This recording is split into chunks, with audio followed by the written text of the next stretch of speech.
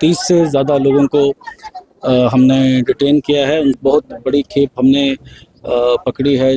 जो भी रानियां 7-8 की प्रॉब्लम है, मैं आपको ये विश्वास दिलाता हूँ कि अगले 15-20 दिन बाद हम मिलेंगे और आप कहोगे कि काफ़ी इम्प्रूवमेंट भी आई है और जो ये काम करते थे उनमें डर भी है।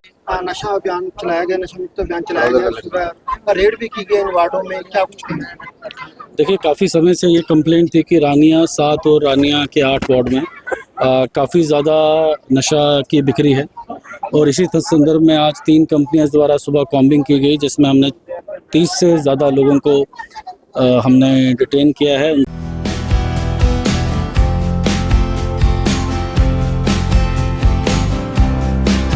Bhumika, a science student from SVS Kerala, and here we are provided with fully equipped and specific labs for physics, chemistry and biology. Classrooms are equipped with high-tech gadgets like smartboards. Teachers are highly experienced. Students are prepared for competitive exams like JEE and NEET along with CBSE curriculum. Hello, I am Tamanna. मैं SVS केरवाला की student हूँ। मेरा national level long jump में selection हुआ है और आज 15+ स्टूडेंट्स की स्टेट लेवल और 2 स्टूडेंट की नेशनल लेवल पर सिलेक्शन हुआ है। हमारे यहाँ पर mainly volleyball, kho kho, weight lifting, athletics, cycling की प्रैक्टिस करवाई जाती है। I am very proud to be a part of SVS।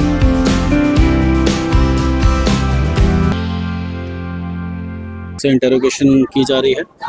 देखिए, नशा मुक्ति अभियान हमारे DGP साहब, CM साहब की तरफ से एक कंटिन्यूसली मॉनिटर होता है, जिसमें हम इंश्योर करते हैं कि गांव में जो ड्रग एडिक्ट्स हैं उनकी पहचान करके उनका मेडिकल इलाज करवाएं और जो ड्रग पेडलर्स उस टाइम पे उस पर कानूनी कार्रवाई की जाए।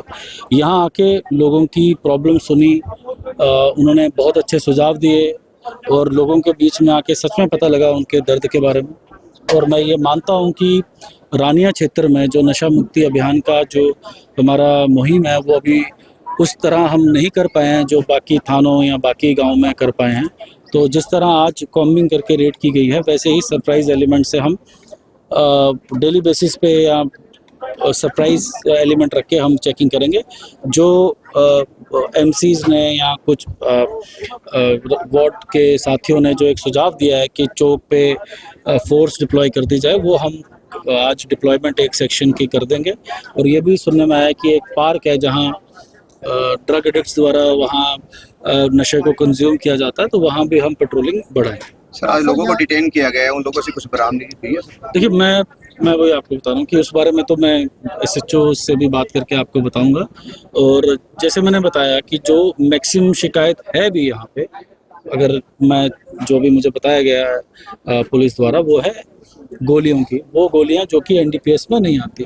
तो हम अगर कोई भी बरामदगी हुई होगी, आपको अगले 1 घंटे में हम आपको सूचित करेंगे। सर, रानिया का खेल स्टेडियम और भी कई सार्वजनिक स्थान जो ऐसे हैं जो नशे के अड्डे बनकर रह गए हैं, लेकिन अगर पुलिस वहाँ गश्त करती रहे टाइम टू टाइम तो शायद ये बच सकते हैं।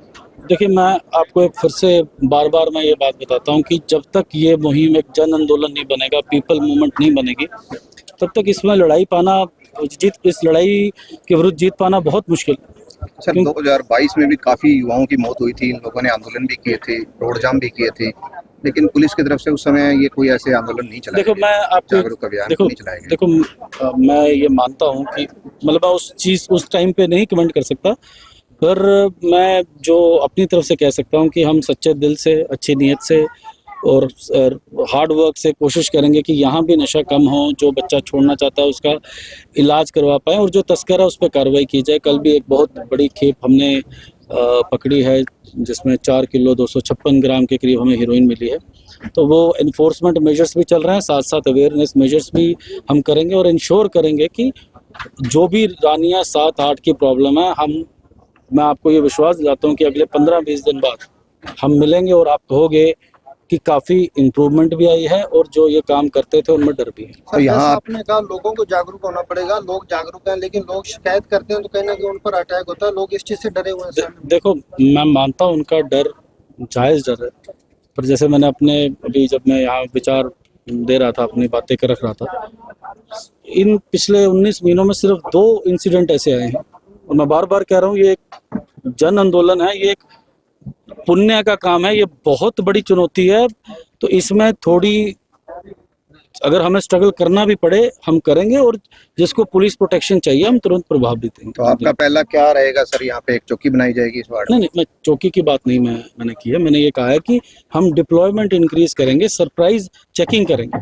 एक बारी रानिया 7-8 के एंट्री एग्जिट पॉइंट देख लेते हैं। फॉर द टाइम बीइंग जो एमसीज ने कहा कि उस चौक पे डिप्लॉयमेंट कर दो, वहाँ कर लेते हैं।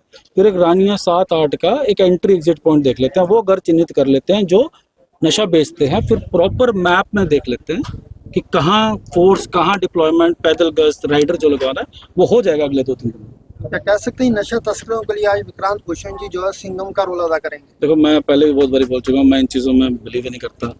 मैं तो ये कहता हूँ कि जहर बेचना बंद कर दो, बहुत कमाई कमा ली, मेरे सिंघम रहने से कुछ फर्क नहीं होगा। आप सब सिंघम बन जाओ तो फिर बात है, आप सब सिंघम बन जाओ। अब सारे वार्ड के साथी जितने भी हैं सब सिंघम हुआ, तो जब सब सिंघम बन जाएंगे अपने आप कितने 20-30-50 आदमी हो क्या ही करेंगे। तो मैं आशा करता हूँ, आज आया हूँ मैं, जो भी आज बातें कही है उस पर पुलिस विभाग भी खड़ा उतरेगा, और आपसे भी आशा करता हूँ कि आप भी पूरा इसमें आप बढ़ चढ़कर हमारा साथ दें। Thank you sir.